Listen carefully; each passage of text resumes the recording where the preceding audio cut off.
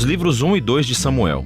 São dois livros separados em nossas Bíblias modernas, mas essa divisão se deve simplesmente ao tamanho do pergaminho. Ele foi originalmente escrito como uma história coerente. Nesse vídeo nós vamos abordar somente o livro 1 de Samuel.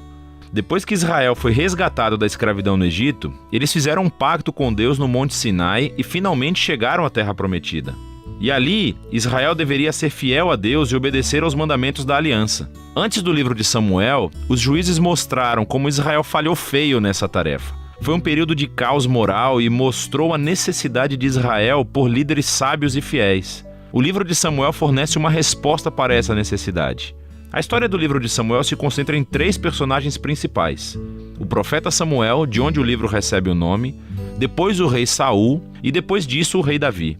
E todos os 3 fizeram a transição de Israel de um grupo de tribos governado por juízes para um reino unificado governado pelo rei Davi em Jerusalém. E o livro de Samuel tem um design fascinante que tece a história desses 3 personagens juntos em 4 partes principais.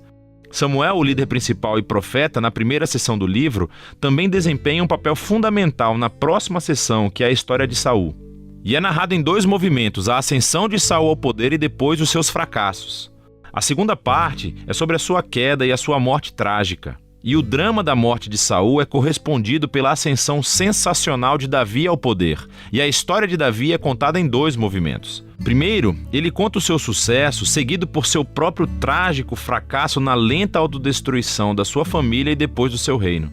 O livro conclui com um epílogo que reflete sobre toda a história. Então, vamos ver como isso tudo se desenrola. A primeira parte é um segmento do caos vivido no livro de Juízes. E somos apresentados a uma história tocante sobre uma mulher chamada Ana, que está triste porque nunca conseguiu ter filhos. E pela graça de Deus, ela finalmente tem um filho chamado Samuel.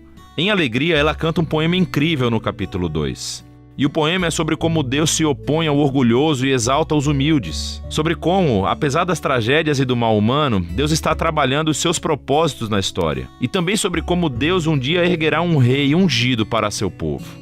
Agora, o poema de Ana foi colocado aqui no início do livro para apresentar esses temas-chave que veremos ao longo da história, como na seguinte: Samuel cresce e se torna um grande profeta e líder para o povo de Israel, ao mesmo tempo em que os filisteus sobem ao poder como arqui-inimigos de Israel. E nessa batalha crucial, os israelitas se tornam arrogantes, e em vez de orarem e pedirem ajuda a Deus, eles usam a Arca da Aliança como um troféu mágico que lhes concederá automaticamente a vitória na batalha. E assim, por causa de sua presunção arrogante, Deus permite que Israel perca a batalha e a arca é roubada.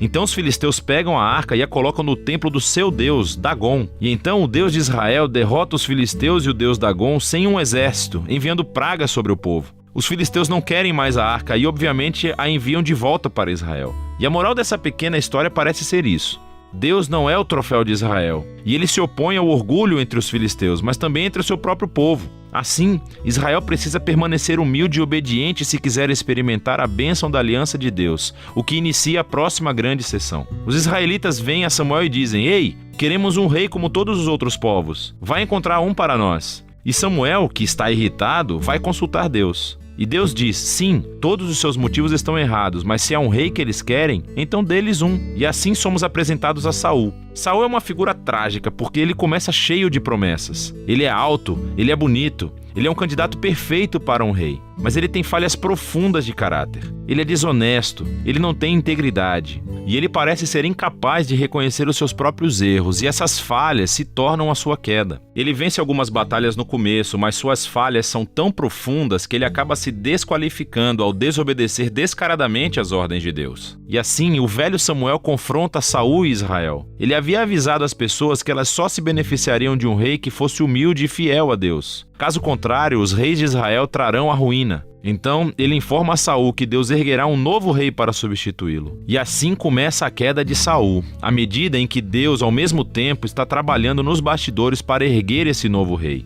É um pastorzinho insignificante, chamado Davi. Ele é o candidato menos provável para ser rei. Mas a famosa história de Davi e Golias mostra que a escolha de Deus por Davi não é baseada no status de sua família, mas simplesmente na sua confiança radical e humilde no Deus de Israel. E assim essa história incorpora todos os temas do poema de Ana. O orgulhoso Saul e Golias são humilhados, enquanto o humilde Davi é exaltado. A partir daqui, vemos Saul perder-se lentamente na loucura, enquanto Davi sobe ao poder. Então Davi começa a trabalhar para Saul como general. E ele ganha todas as batalhas e também ganha toda a fama. Assim, Saul fica com inveja e começa a perseguir Davi, caçando-o e tentando matá-lo. Davi não fez nada de errado, portanto ele simplesmente foge e espera no deserto. E aqui vemos o verdadeiro caráter de Davi. Ele tem múltiplas oportunidades para matar Saul, mas não o mata.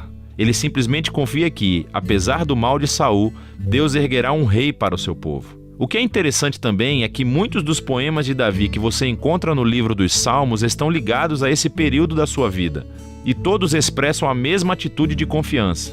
E assim essa seção do livro termina, com Saul chegando a uma terrível morte depois de perder uma batalha com os filisteus. 1 Samuel conta algumas das histórias mais complicadas e bem contadas que você encontrará na Bíblia. E os personagens, Saul e Davi, são retratados de maneira muito realista. E o autor os apresenta como personagens de estudos para que você possa se encontrar neles. Então, na história de Saul vemos um aviso. É crucial que reflitamos sobre as nossas próprias falhas de caráter e como elas prejudicam a nós mesmos e as outras pessoas. Com a ajuda de Deus, precisamos nos humilhar e lidar com o nosso lado obscuro para que a história de Saul não se torne a nossa. Davi, por outro lado, é apresentado como um exemplo de paciência e confiança no tempo de Deus em nossas vidas. Então ele foge para o deserto, sendo perseguido por Saul. Davi tinha todos os motivos para pensar que Deus o abandonara, mas não é isso que ele pensa. Ou seja, a história de Davi nos encoraja a confiar que, apesar do mal humano, Deus está trabalhando os seus propósitos, opondo-se aos orgulhosos e exaltando os humildes.